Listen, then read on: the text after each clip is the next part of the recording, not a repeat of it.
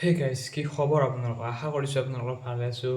আজি এই ভিডিঅ'ত আমি আলোচনা কৰিবলৈ যাই আছোঁ পুনৰ্জন্মৰ বিষয়ে। আপোনালোকক পুনৰ্জন্ম বিশ্বাস কৰেনে? যদি বিশ্বাস কৰে এই ভিডিঅ'টো চাওক, আৰু যদি বিশ্বাস নকৰে এই ভিডিঅ'টো শেষলৈকে চাওক।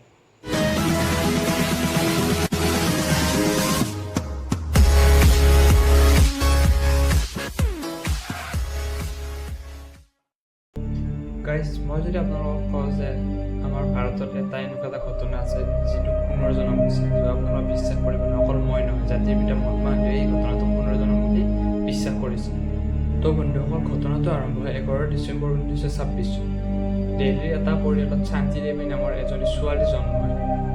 তেওঁ প্ৰায় 3 বছৰমান বয়সলৈকে কথা ক'ব পৰা নাছিল, কিন্তু 4 বছৰ বয়সত তেওঁ এনেকুৱা কিছুমান কথা ক'লে যে তেওঁ যিখন ঘৰত আছে সেইখন তেওঁৰ অৰিজিনেল ঘৰ নহয়।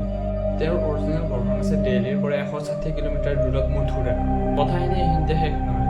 শান্তিদেৱে তেওঁৰ পেৰেণ্টছক পাষ্ট লাইফৰ হাজবেণ্ড আৰু ল'ৰা ছোৱালী যি নাম আছিল সেইখিনিও কৈছিল, আৰু লগতে কৈছিল যে তেওঁৰ পাষ্ট হাজবেণ্ডে কাপোৰৰ দোকান দিছিল, যিখন মথুৰাৰ এটা মন্দিৰৰ আগত অৱস্থিত।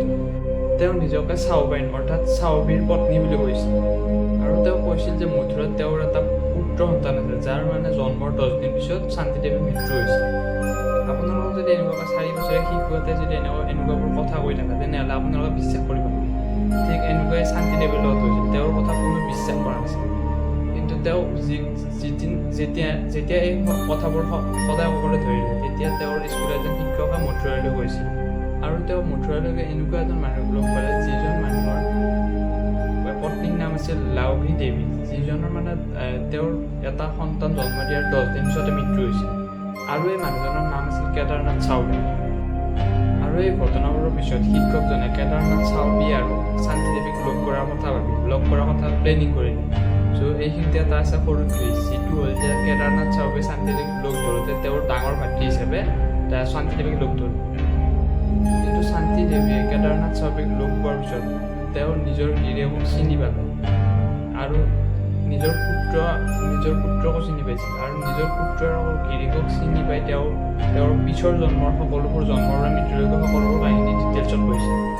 আৰু এই কথাবোৰ শুনি সকলো মানুহ চক হৈ গৈছিল যে এজন 4 বছৰীয়া শিশু এইবোৰ কথা কেনেকৈ ক'ব পাৰে, আৰু এইবোৰ কথা সঁচা হয়নে নহয় প্ৰমাণ কৰিবলৈ কেদাৰনাথ চাওবীয়ে শান্তিদেৱীক অকলে কথা পাতিবলৈ বিচাৰিলে। আৰু কেদাৰনাথ চাওবী তেতিয়া আচৰিত হৈ গ'ল যে তেওঁ যিবোৰ কথা সুধি আছিল শান্তিদেৱীয়ে সকলোবোৰ উত্তৰ দি আছিল, আৰু সেইবোৰ কথা শান্তিদেৱীৰ পুৰণা আগৰ জন্মৰ লগত সকলো মিলি আছিল। আৰু তেতিয়া কেদাৰনাথ চাওবীয়ে